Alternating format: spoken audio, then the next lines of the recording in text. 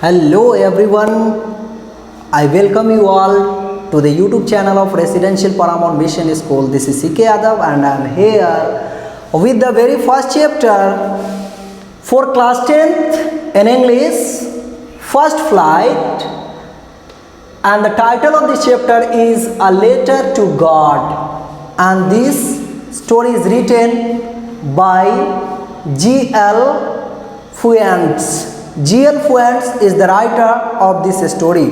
But before starting this story, my dear students, I want to say you something about this title, A Letter to God. This story tells us the faithfulness and the belief in the existence of God. How a man blindly believed in God, and he thought that if somebody has nobody, whose help can be done only with the help of God. अगर किसी का कोई नहीं है तो उसका ईश्वर है, मालिक है। इस आइडियोलॉजी को बिलीव करने वाला एक व्यक्ति की कहानी है कि वो कितना ज़्यादा भगवान के अस्तित्व में विश्वास करता है। उसको लगता है कि अगर किसी का मदद कोई करने वाला नहीं हो तो उसकी मदद भगवान करता है। तो इस स्टोरी में हम देखेंगे कि लेंचो नाम का एक फार्मर है। He is a literate person. वो लिटरेट है, वो साक्षर व्यक्ति है, तभी तो वो पत्र लिख पा रहा है। बहुत ज़्यादा पढ़ा लिखा नहीं है, लेकिन वो निरक्षर भी नहीं है। तो वो व्यक्ति भगवान के अस्तित्व में काफ़ी विश्वास करता है। वो एक किसान रहता है, उसकी फसल बर्बाद हो जाती है, उसके लिए कुछ बचता नहीं है। तो फिर वो भगवान को कुछ पैसे के लिए, कुछ रुपए के लिए एक खत लिखता है। My dear students, in this story हम लोग वही पढ़ेंगे कि वो जो खत लिखता है वो भगवान तक पहुंचता है या नहीं। अगर भगवान तक पहुंचता है तो भगवान उसे पैसे सेंड करते हैं या नहीं। चलिए इस स्टोरी के माध्यम से हम लोग जानते हैं।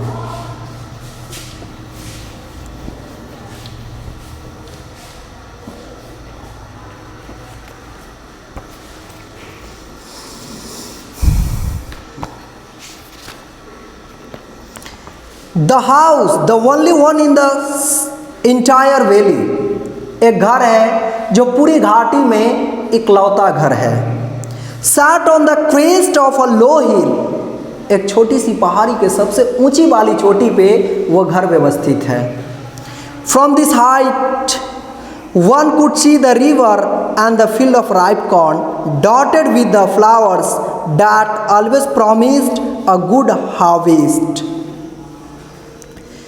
उस ऊंचाई से, मतलब जहाँ पे घर था, जिस पहाड़ी के चोटी पे घर था, उस ऊंचाई से कोई अगर देखता तो केवल उसे क्या दिखाई देते? One could see the river, नदी दिखता, and the field of ripe corn dotted with the flowers that always promised a good harvest. वहाँ से दिखाई देता नदी, वहाँ से दिखाई देता लहलहाती हुई मकई के खेत, मक्का का खेत, और वो मक्का का खेत जो फूलों से भरा हुआ है। और फूलों से भरा हुआ मक्का का खेत अच्छे फसल का सूचक है। उससे पता चल रहा है कि इस बार की फसल बहुत अच्छी होने वाली है। The only thing the earth needed was a downfall और एटलीस्ट अ शॉर। धरती को, अर्थात उस खेत को अगर कुछ चाहिए था तो केवल बारिश के कुछ बूंदे चाहिए था अच्छे फसल होने के लिए। Through out the morning Lencho who knew his fields intimately had done nothing else but see the sky towards the north east. पूरे सुबह अर्थात पूरे दिन लेंचो जो है, जो लेंचो कहा जा रहा है कि who knew his fields intimately, जो अपने खेत को, अपने मैदान को बहुत अच्छे तरीके से पहचान रहा है। उसको पता है कि इस बार का फसल बहुत अच्छे होने वाला है, केवल कुछ बारिश की बूंदे की आवश्यकता है हमारी खेतों में। Who knew his fields intimately had done nothing else, कुछ और उसको नहीं चाहिए, बट सी द स्काई, वो देख रहा है किस तरफ? आकाश के तरफ। द नॉर्थ ईस्ट, बैठा है नॉर्थ ईस्ट में, नॉर्थ ईस्ट डायरेक्शन में वो देख रहा है, ऊपर बादलों की ओर देख रहा है, ताकि बारिश नुमा मौसम है और बारिश होने वाला है, बारिश होने की संभावना है, जिससे वो प्रसन्नचित्त है, काफ़ी खुश है और वो इंतज़ार कर रहा है कि ये बारिश की बूंदे कब टपकती है। Now we are really going to get some water. Woman, the woman who was preparing supper replied yes God willing. अब ये लेंचो जो है किसान, वो अपने पत्नी को कहता है, एक महिला को कहता है कि देखो इस साल we are going to get some water, हमें कुछ पानी मिलने वाला है, अर्थात वर्षा होने वाली है। The man who was preparing supper, जो महिला, उस महिला को कहा, तो लेंचो अपनी वाइफ को कहता है कि हम लोग बहुत ही जल्द बारिश का आनंद लेने वाले हैं, बारिश होने वाली है। उस महिला को कह रहा है, जो उसकी पत्नी है, वो पत्नी उस समय रात का भोजन बना रही है। रिप्लाइड यस गॉड विलिंग, भगवान की मर्जी, ऐसा कह रही है कौन? वो लेंचो की वाइफ, कि भगवान चाहे तो क्यों ना होगा। The older boys were walking in the field, जो बड़े लड़के थे उस घर के, अर्थात लेंचो और उनकी पत्नी से कुछ बच्चे थे और कई सारे बच्चे होंगे। एक्चुअली बताया जा रहा है कि बड़े बच्चे जो थे, बड़े Elder boys, they were working in the field, वो खेत में काम कर रहे थे। The older boys were working in the field, while the smaller ones were playing near the house until the woman called to them all, come for dinner. और बड़े बच्चे खेतों में काम कर रहे, छोटे बच्चे घर के नज़दीक में ही खेल रहे थे और लोग तब तक काम कर रहे थे और खेल रहे थे जब तक उसकी माँ डिनर के लिए उसे बुला न लेती है। डिनर प्रिपेयर होता है, माँ बुलाती है, कम फॉर डिनर, चलो भोजन करने के लिए आओ। It was during the meal that just as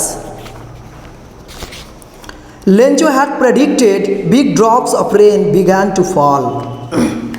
भोजन करने के दौरान जैसा कि प्रेडिक्ट किया था, उम्मीद किया था, अनुमान लगाया था लेंचो, वैसा ही हुआ, अर्थात बारिश होना शुरू हो गया। Big drops of rain began to fall, बारिश के बड़ी बड़ी बूंदे गिरने लगती है। In the north east huge mountains of clouds could be seen approaching. North east से, अर्थात उत्तर पूर्वी दिशा से बादलों का एक पहाड़ इसके खेतों की ओर, इसके घर की ओर आ रहा होता है। Could be seen approaching, the air was fresh, वायु एकदम साफ थी, एंड स्वीट, और काफ़ी खूबसूरत, अर्थात जो हवा चल रही थी वो इन्वायरमेंट में काफ़ी अच्छा लग रहा था उस समय। The man went out for no other reason than to have the pleasure of feeling the rain on his body. व्यक्ति घर से बाहर निकल जाता है कोई दूसरे पर्पस से नहीं, वो निकलता है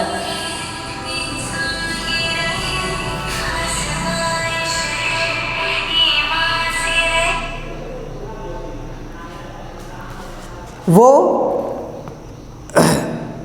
उस पर्पस से निकलता है ताकि वो बारिश के बूंदों को अपने शरीर पे ले सके और उसका प्लीजर, उसकी आनंद वो उठा सके, जिसका इंतज़ार वो बहुत देर से कर रहा था। These are बड़ी and when he returned he exclaim, जब बारिश के कुछ बंदे अपने शरीर पे लेता है उसके बाद वापस होता है और कहता है कि these are not rain drops, ये बारिश के बूंदे नहीं हैं, फॉलिंग फ्रॉम द स्काई, आकाश से गिर रही है बारिश के बूंद नहीं, दे आर न्यू कॉइन्स, ये नई सिक्के हैं। The big drops are 10 cent pieces and the little ones are 5। ये जो बारिश की बड़ी बड़ी बूंदे हैं वो 10-10 पैसों के सिक्के हैं और जो छोटी बूंदे हैं वो 5 पैसों के सिक्के हैं। जैसे कि होता है कि कभी कभी किसान को आवश्यकता होती है बारिश की, मतलब बहुत ज़्यादा आवश्यकता होती है और बारिश आती है तो किसान कहता है कि ये बारिश नहीं, ये हीरा है, means in the sense that the raindrops were very important and very precious for the good crops। अच्छे फसल के लिए बहुत ही वैल्यूएबल थिंग्स था जो रेन ड्रॉप्स था। इस वजह से लेंचो कहता है कि ये आकाश से गिरने वाले बारिश के बूंद नहीं, बल्कि ये चांदी और सोने के सिक्के बरस रहे हैं। जो बड़ी बड़ी बूंद है वो 10 के सिक्के हैं, और जो छोटी बूंदे हैं वो 5 के सिक्के हैं। With a satisfied expression, he regarded the field of ripe corn with its flowers, draped in a curtain of rain. अब क्या है कि अपने घर के पर्दे को हटा करके वो बारिश के बूंदे जो उसके खेत में गिर रहे हैं उसको वो बड़ी ध्यानपूर्वक देख रहा है, उसका आनंद ले रहा है। बट सडनली, लेकिन अचानक, A strong wind began to blow, बड़ी जोर से हवा चलना शुरू हो गया। And along with the rain, very large hailstones began to fall. बारिश के साथ साथ बड़े बड़े ओले गिरने शुरू हो गए, पत्थर गिरने शुरू हो गए। These truly did resemble new silver coins. देखने में तो लग रहा था कि नई चांदी के सिक्के हैं। The boys exposing themselves to the rain and out to collect the frozen petals.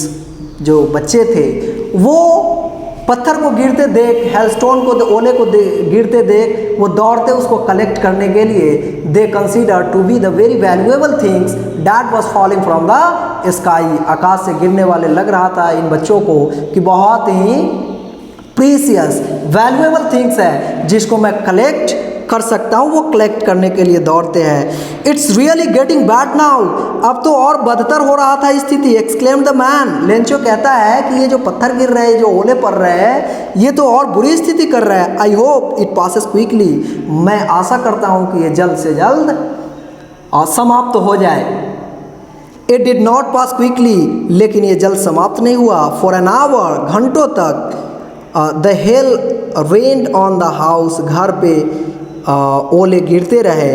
The garden, the hill side, the cornfield, मतलब घर पे, बगीचा में, वो घाटी में, मक्का के खेत में, ऑन द होल वैली, पूरी घाटी में वो बारिश और बारिश के साथ हेलस्टोन गिरते रहे। द फील्ड वॉज वाइट, अब खेत जो है वो बिल्कुल सफ़ेद हो चुका है। As if covered with salt, लग रहा था जैसे नमक से भरा हुआ है। Not a leaf remained on the trees, पौधों पे एक भी पत्ता नहीं रहा, अर्थात जब ओले पड़ते हैं तो पेड़ के पत्ते झड़ जाते हैं, सारे पत्ते झड़ गए थे। The corn was totally destroyed, मक्का का जो फसल था वो पूर्ण तरह से बर्बाद हो चुका था। द फ्लावर्स वर गॉन, फूल चली गई थी उन पौधों से। From the plants, Lencho's soul was filled with sadness, Lencho का जो सॉल था उसकी आत्मा दुख से भर गया। When the storm had passed, जब स्टॉर्म समाप्त होता है, he stood in the middle of the field and said to his sons, वो खड़ा होता है in the middle of the field, मैदान के बीच में खड़ा हो जाता है। And said to his sons, अपने पुत्रों को कहता है, अपने बेटों को कहता है, a plague of locusts would have left more than this, बोला कि हमारे खेत में तो प्लेग जैसी बीमारी हो जाती वो अच्छा होता, लेकिन ये ओले पड़ने हमारे फसल के लिए अच्छा नहीं हुआ। The hail has left nothing, ये हेल कुछ भी नहीं छोड़ा है। This bad event, hail here means this bad event, जो वो दुर्घटना थी उसके बारे में लेंचो कहता है कि the hail has left nothing, कुछ भी नहीं छोड़ा हमारे लिए। This year we will have no corn, इस साल हमें फसल नहीं मिल पाएगी, अर्थात इस साल हमें मक्का नहीं प्राप्त हो पाएगा। That night was a sorrowful one, ये जो गत रात जो बीती, ये रात बहुत ही दुख भरी रात थी। All our work for nothing, हमारी सारी मेहनत बेकार गई। There is no one who can help us, अब कोई हमारी मदद नहीं कर सकता। We will all go hungry this year, ये साल हम सब के सब भूखे रह जाएंगे। But in the hearts of all who lived in that solitary house in the middle of the valley, there was a single hope, help from God. लेकिन वो जो solitary, here solitary means place where nobody live, मतलब lonely, वीरान, अकेले जहाँ पे लोग रहता हो, वीरान स्थल जहाँ पे एकमात्र घर था लेंचो का, और लेंचो के साथ उसके मेंबर्स ऑफ द फैमिली रहते थे, जो उसकी वाइफ और कुछ बच्चे थे, उनके अलावा कुछ नहीं थे। और सबके दिल में केवल एक ही उम्मीद थी, और वो उम्मीद भगवान थे। Don't be so upset even though this seems like a total loss, remember no one dies of hunger. अब लेंचो कहता है कि घबराने की जरूरत नहीं है, even though this seems like a total loss, लग तो रहा है कि पूरी बर्बाद हो गई, बट रिमेंबर, याद रखो, no one dies of hunger, कोई भूख से नहीं मरता है। That's what they say, no one dies of hunger. सब लोग इस वजह से तो कहते हैं कि कोई भूख से नहीं मरता। All through the night Lencho thought only of his one hope, एक आशा जो उसको थी उसी के बारे में सोचते रहा पूरी रात। द हेल्प ऑफ गॉड, भगवान की सहायता। Whose eyes as he had been instructed, see everything, even what is deep in one's conscience. Lencho was an ox of a man. Lencho जो था, ऑक्स ऑफ ए मैन का मतलब a very laborious person, a person who works like an ox, एक व्यक्ति जो बैल की तरह खटता हो, बैल की तरह कमाता हो, अर्थात बहुत ही मेहनती। तो लेंचो जो था वो क्या था, an ox of a man, बहुत ही मेहनती था, working like an animal in the fields, but still he knew how to write, लेकिन फिर भी वो जानता था कि लिखा कैसे जाता है। मतलब इससे पता चलता है कि लेंचो गरीब था, किसान था, परंतु वो लिटरेट था। He knows how to write and read, उसे लिखना पढ़ना आता था। द फॉलोइंग संडे, अगले रविवार को, एट डे ब्रेक, लगभग शाम में, he began to write a letter which he himself would carry to town and place in the mail. It was nothing less than a letter of to God. शाम में वो एक पत्र लिखता है, वो पत्र भगवान को लिखता है, और उस पत्र को लिखकर और उसे स्वयं जाना है कहाँ, पोस्ट ऑफिस में जाना है, वहाँ जा करके उसको मेल बॉक्स में डाल देना है। गॉड ही रोट, वो लिखता है, भगवान, if you don't help me, अगर आप मेरी मदद नहीं करोगे, my family and I will go hungry this year, पूरे साल मैं और मेरा परिवार भूखे रह जाएगा। I need 100 pesos in order to sow my field again and to live until the crop comes. मुझे 100 पेसोज चाहिए। Pesos is the currency of that country from where this story is written. उस देश का मुद्रा है peso, जहाँ ये कहानी लिखी गई है। वो कहता है कि मुझे 100 पेसोस की ज़रूरत है। वो पैसे मुझे इसलिए चाहिए ताकि मैं फिर से खेती कर सकूं, मैं फसल को बो सकूं, और जब तक मेरा फसल तैयार हो तब तक मैं और मेरा पूरा परिवार कुछ खा सके। इस वजह से मुझे कितनी पैसे की आवश्यकता है, 100 पेसोस की आवश्यकता है। Because the hell storm has destroyed all that I had work for. बोले हेलस्टोन सब कुछ बर्बाद कर दिया जिसके लिए मैंने काम किया था, सो मुझे 100 पेसोस चाहिए। ही रोट टू गॉड, वो भगवान को लिखा, on the envelope put the letter inside and still troubled went to town. वो जो लेटर भेजने की प्रक्रिया उसको पूरा करता है, जाकर के वो डालता है। The post office he placed a stamp, एक स्टाम्प लेता है on the letter and dropped it into the mail box में उसको डाल देता है। वन ऑफ द एम्प्लॉइज, अब जो पोस्ट ऑफिस में काम करने वाले जो कर्मचारी हैं उसमें से एक कर्मचारी हु वाज अ पोस्टमैन, जो क्या थे, पोस्टमैन थे, and also help at the post office, और वो पोस्ट ऑफिस में भी मदद करता था। Went to his boss laughing heartily and showed him the letter to God. वो अपने बॉस के पास जाता है और हंसते हुए दिखाता है कि देखिए एक पत्र एक इंसान आकर के मेल बॉक्स में डाला है, और ये पत्र जो है भगवान को लिखा गया है। Never in his career as a postman had he known that address। वो जो पोस्टमैन था वो अपने कैरियर में, अपने जीवन में ऐसा खत कभी नहीं दिखा था, ऐसी पत्राचार का पता उसको नहीं दिखा था। The postmaster a fat amiable, postmaster जो थे उस पोस्ट ऑफिस के वो फैट थे, एमिएबल थे। एमिएबल मतलब एमिकेबल मतलब फ्रेंडली, जो बाकी सारे जो उनके कलीग्स थे उनसे वो बड़ी फ्रेंडली रहते थे और बातें करते थे, और थे क्या, वे पोस्ट मास्टर थे। Fellow also broke out laughing, वो भी हंसने लगे, पोस्ट मास्टर भी। But almost immediately He turned serious and tapping the letter on his desk, commented, "What faith! I wish I had the faith of the man who wrote this letter, starting up a correspondence with God." Postmaster फिर भी उस खत को निकालता है और देखता है। उस पर लिखा हुआ जो हेडिंग है टू द गॉड और एड्रेस जो लिखा हुआ है, but almost immediately he turn serious, वो हंस करके फिर गंभीर हो जाता है कि देखते ये व्यक्ति लिखा क्या। Tapping the later on his desk पे लेटर को रखते हुए कमेंटेड, कहता है, व्हाट फेथ! क्या विश्वास है। I wish I had the faith of the man who wrote this letter. अब मेरी इच्छा है कि मुझे भी उतना ही विश्वास उस व्यक्ति पे हो जो भगवान को खत लिखा है, जितना विश्वास उसको भगवान पे है। Starting of a correspondence with God, so in order to not to shake the writer's faith in God, the postmaster came up with an idea, answer the letter. अब क्या होता है कि पोस्टमास्टर को सोचने के बाद विचार करता है कि वो इस पत्र का जवाब देगा। But when he opened it, लेकिन जब उसको खोलता है, it was evident that to answer it he needed something more than goodwill.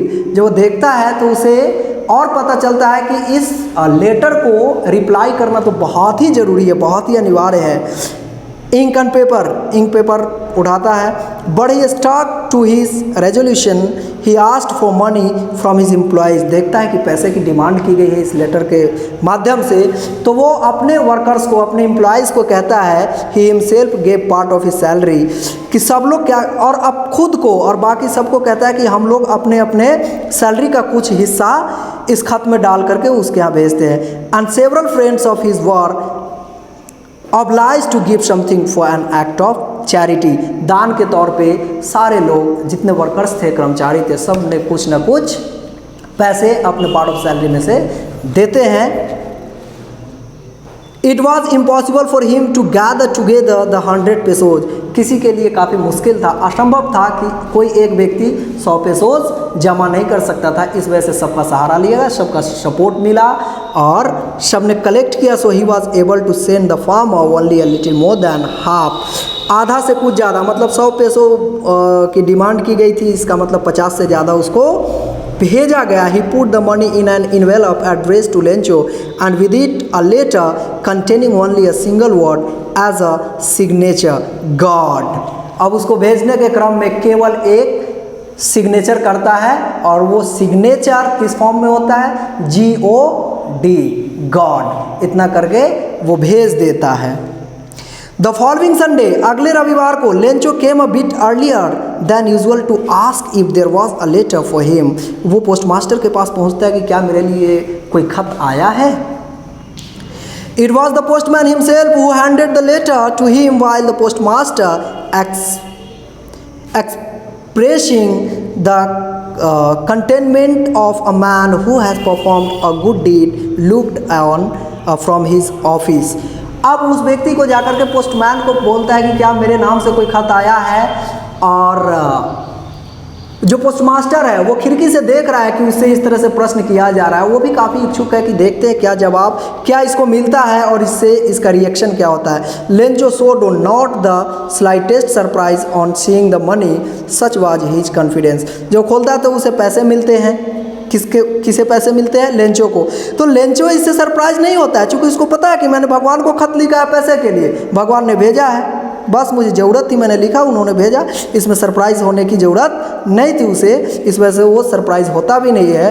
But he became angry when he counted the money, बजाय खुश होने का और गुस्सा हो जाता है जब वो पैसे को गिनता है। God could not have made a mistake, बोले भगवान तो गलती नहीं किए होंगे।